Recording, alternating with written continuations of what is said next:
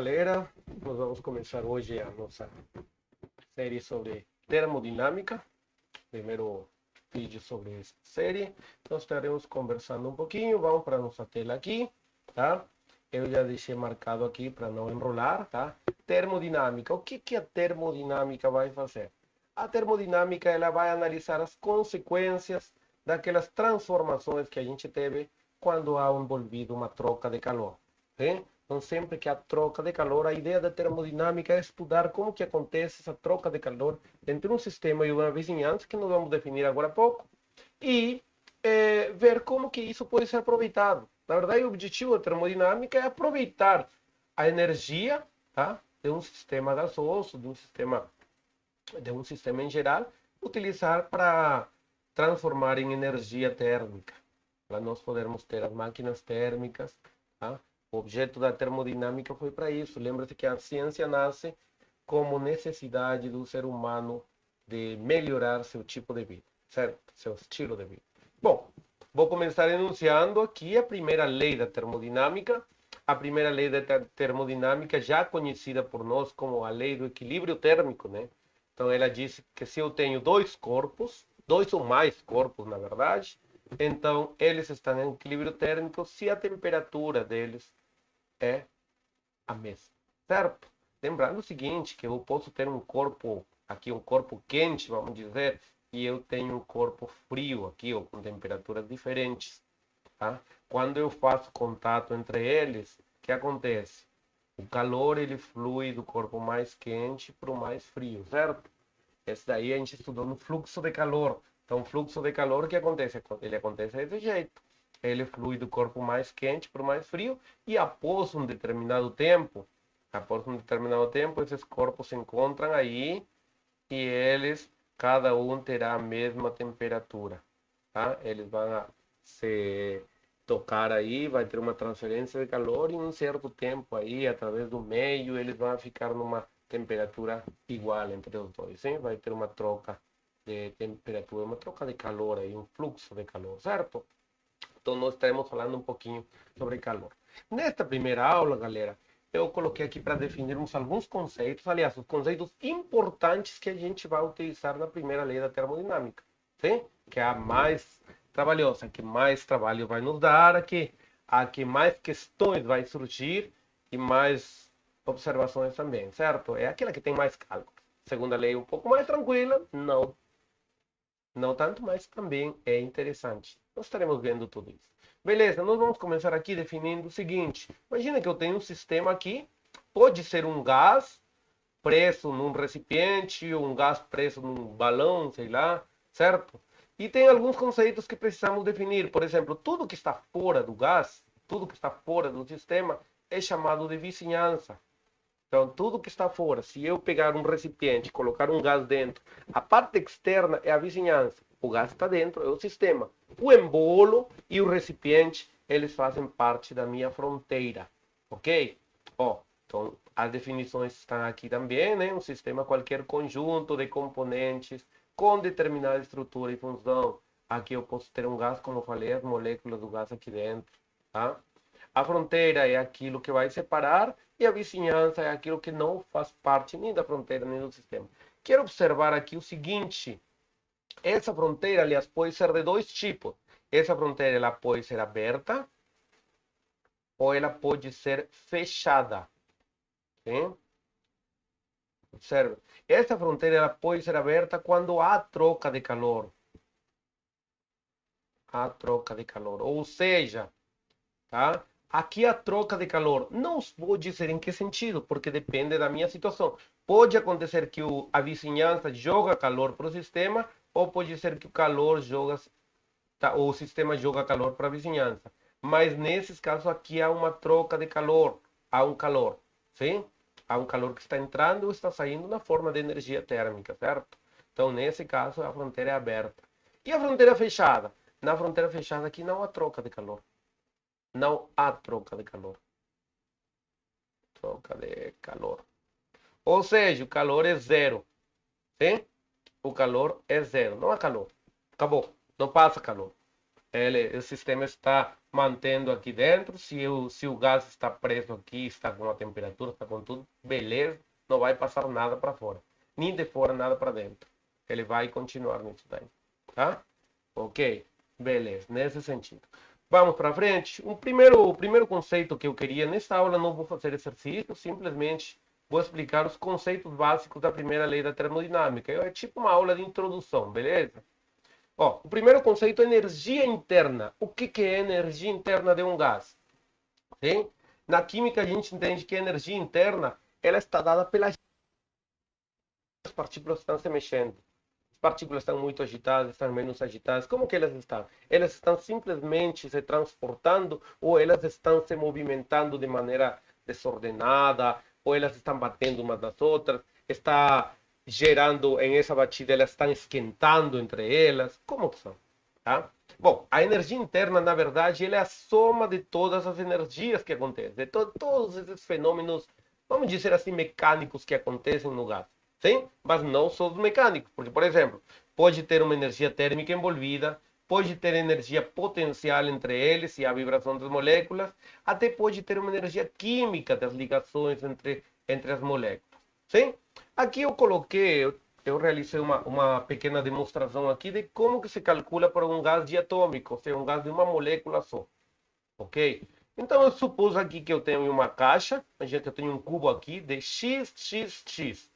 Tá? Eu tenho um cubo de XXX. Tá? Pode ser 1 metro, 1 metro, 1 metro. Pode ser 1 centímetro, 1 centímetro, 1 centímetro. Eu estou colocando X, porque eu quero chegar a uma fórmula. Ok? Então, se eu coloco aqui, o que eu estou supondo? Que o volume, logicamente, aqui é x na 3, e eu vou supor que 1/3 das partículas se movimentam na mesma direção. Por quê? Porque eu posso ter movimentos nas laterais e da frente para trás. Eu simplifiquei aqui com estas linhas aqui. Eu não queria utilizar PowerPoint, gente, para fazer essa animação, ia dar muito trabalho. Então eu tentei aqui com linhas, com setas, ir colocando mais ou menos. Então, a movimentação pode acontecer aqui ou na lateral, ela pode acontecer de frente para trás na linha roxa aqui, ou de cima para baixo na vermelha. Sim? Então, o que eu vou supor? Eu vou supor que elas são ordenadas, eu estou pensando num gás ideal, ok? E eu vou supor que 1/3 se movimenta num sentido, outro terço no outro sentido e outro terço no outro sentido. Certo? Aliás, eu vou supor, inclusive, estou supondo que a única energia que está nesse sistema é a energia cinética das partículas. Tá bom? Eu estou supondo isso. Beleza, vamos ver aonde nos leva isso, ok? Se eu tenho um movimento desse jeito, agora vamos pegar uma parte plana e ver o que acontece. Então, ó, se eu pego, ó, lembrando aqui também que eu coloquei N maiúsculo como sendo o número de partículas, tá? Então, se eu pegar aqui, ó, se eu lembrar uma partícula, eu estou olhando desde uma face do meu cubo, ok? Deixa eu ver se você está me enxergando. Está me enxergando aqui? Tá. Então, ó, eu vou pegar uma face do meu cubo e eu estou olhando nele. O que vai acontecer? Bom, para começar, eu sei que a força é igual a massa vezes a aceleração. Primeira lei, a segunda lei de Newton, certo? Ok. A aceleração, por outro lado, é a variação da velocidade dividido pela variação do tempo. E a massa não varia por quê? Porque lembra que no gás ideal o que acontece? As batidas entre as moléculas são uma batida perfeitamente elástica. Então não há perca de massa, tá? Não há deformação. Tá? Então a minha massa é constante, eu vou colocar ela aqui dentro e aí aparece delta P. Esse P aí, em algumas notações conhecido como Q também, Q maiúsculo, não estou utilizando o Q por causa que o Q é para calor agora, sim? Então, esse delta P é chamado, o P é chamado momento linear, ou também quantidade de movimento. Então, observe que aqui aparece que a força ela pode ser expressada como variação da quantidade de movimento dividido pela variação do tempo. Então, o que é a quantidade de movimento? Massa vezes velocidade. Vamos para isso, vamos ver o que é que acontece com essas moléculas. A minha molécula está aqui, ó, e a minha molécula começa a se desplaçar até esta parede. Depois dessa parede aqui, ó, ela começa a voltar, ela vai até outra parede, né? Ela vem, ó, observe que aqui ela andou x sobre 2, tá? Aqui ela volta até aqui, anda mais x sobre 2, daí anda até aqui mais x sobre 2, e daí ela vai voltar no ponto dela novamente, sim? Então, se você observa, ela se desplaçou uma distância, 2, tá? uma distância de 2x, sim? Ela se movimentou uma distância 2x, tá? Então, se ela se movimentou uma distância 2x, se você observa, a variação do tempo, lembrando que aqui, ó, velocidade igual a distância sobre tempo, certo? Então, observe aqui que o tempo não é mais do que a distância dividido pela velocidade.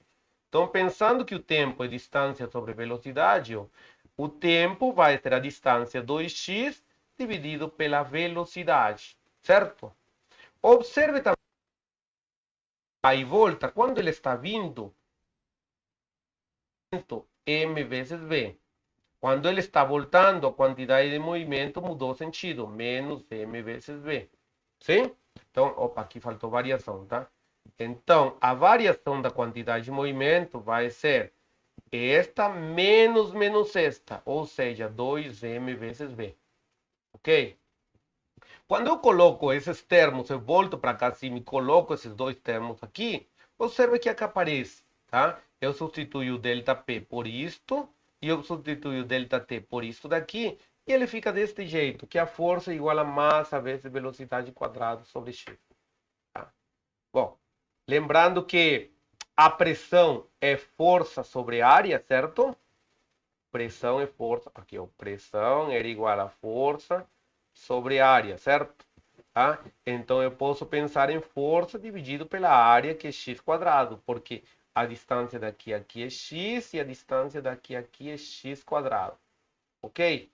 Então, desculpa, não é x quadrado, não, é x também. A área é x quadrado. Ok. Então, nesse sentido aqui, se eu coloco força dividido por x quadrado, eu pego e faço divisão disto por x quadrado, eu tenho rapidamente aqui, tá? Massa vezes velocidade quadrada sobre volume, tá? Por que volume? Porque volume era x ao cubo, tá? Então, é isso que eu estou tendo. Agora, observa o seguinte, galera. Observa o seguinte. Eu vou copiar isso aqui, massa velocidade quadrada sobre v, tá? Então, a força, a pressão, aliás, né? A pressão, ela ficou igual, ó, olha aqui, ó. Esta era a pressão, tá bom? Massa, velocidade quadrada sobre V. Massa, velocidade quadrado, este V daqui é volume. Então, se você observa, P vezes V igual a massa vezes velocidade quadrada. Se você coloca dividido por 2 e dividido por 2, isto daqui, ó, lembra quem que é esta? É a minha energia cinética. Energia cinética. Sim? Ok? Essa é a minha energia cinética. Por outro lado, lembra que de Clapeyron, o que acontece em Clapeyron? Em Clapeyron eu tenho que P vezes V igual a N vezes R vezes T, certo? Sim? P vezes V igual a N vezes R vezes T. Só que isso daí, gente, eu tenho que juntar como? Porque eu tenho 1/3 das partículas, certo? Sim? Então, se eu tenho que a pressão é isto, então a pressão será N sobre 3 vezes tudo isso, a pressão total. Tá? Isso que eu fiz aqui para uma molécula, tá bom? Se eu fizer isso para todas as moléculas, então eu tenho que multiplicar por N sobre 3, certo? Então será, pressão será N sobre 3 vezes isso daqui, observa aqui, ó. Sim? Então vai ficar 3 vezes P vezes V sobre 2. Sim? Isso daí vai ser igual ao quê? Eu estou pegando esses daqui, passando para o outro lado, tá? E dividindo por 2. Aqui ficou a energia cinética de todas as partículas. Sim? Esta era a energia cinética de uma partícula, de uma molécula. Como eu tenho N moléculas, então fica N vezes energia cinética total. E aparece que a equação da energia potencial ela aparece dada por 3 meios P vezes V ou 3 meios N vezes R vezes T. Sim? Que isso significa? Que a energia interna, eu não coloquei aqui, desculpa aqui, ó, a energia interna, vou colocar aqui, ó, ela tem duas formas. Ela pode ser, ó, 3 meios N vezes R vezes T, no caso de um gás diatômico, de uma molécula diatômico, e ela será, se nós fizermos o mesmo cálculo, a mesma demonstração aí para um gás monoatômico, desculpa, aqui é monoatômico, eu copiei errado. Este daqui é para o diatômico, acima é para monoatômico, monoatômico. Para o monoatômico de uma molécula é isso, e para o de duas moléculas será este, o diatômico. Ok? Como que funciona a variação de energia interna? Observa aqui, galera. Só estou copiando a mesma forma, por quê? Porque o N é uma constante, número de mols. R é uma constante, constante universal dos gases. Então, se eu vou falar de variação de energia interna, a variação de energia interna, ela vai estar diretamente unida com a variação da temperatura. Sim? Ó, ok? Se há variação de temperatura, há variação de energia interna. Isso já supõe uma coisa. Lembra aquela transformação que não há variação de energia interna? Eu sei que você lembra. Isobárica. Na transformação isobárica não há variação de temperatura. Por quê? Porque a temperatura é constante. Se a temperatura é constante, automaticamente isso daqui vai dar zero. Então, ó, ok? Não esquece disso que nós vamos usar depois. A variação de energia interna, no caso da transformação isobárica, é zero. Beleza. Outro conteúdo importante que eu vou colocar aqui é teoria, tá bom? Esta aula é só de teoria, nas próximas a gente tem mais prática, tá bom? Nesta aula daqui, então, também eu quero saber o trabalho de um gás. Como que funciona o trabalho de um gás? Trabalho mecânico é igual ao quê? Quando a gente define o trabalho, ele é igual a força vezes distância. Então, eu aplico uma força, eu pego um objeto, faço ele se deslocar uma determinada distância e eu tenho um trabalho, certo? Sim? Então, a mesma ideia acontece aqui.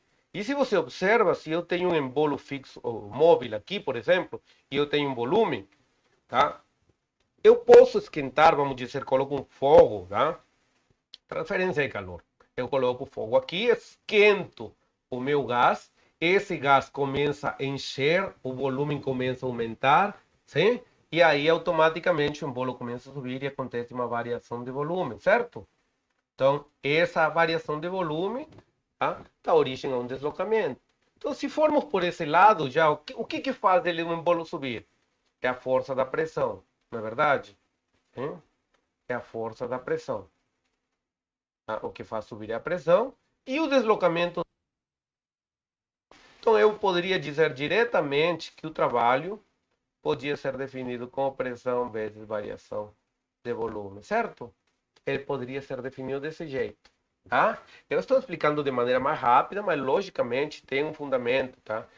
Se nós colocamos pressão aqui, colocamos o deslocamento, que é o delta V, ele aparece rapidamente também, tá? Ele aparece rapidamente, mas estou explicando de uma maneira mais rápida aqui, tá? Então, pressão vezes variação de volume, esse daí é o nosso trabalho, tá? Dos gases que a gente utiliza, que a gente vai utilizar daqui para frente nas transformações termodinâmicas. Beleza? Gente, nós ficamos por aí, tá bom? E na próxima aula nós estaremos continuando aí com o nosso conteúdo de termodinâmica e com a primeira lei da termodinâmica. Tchau, tchau!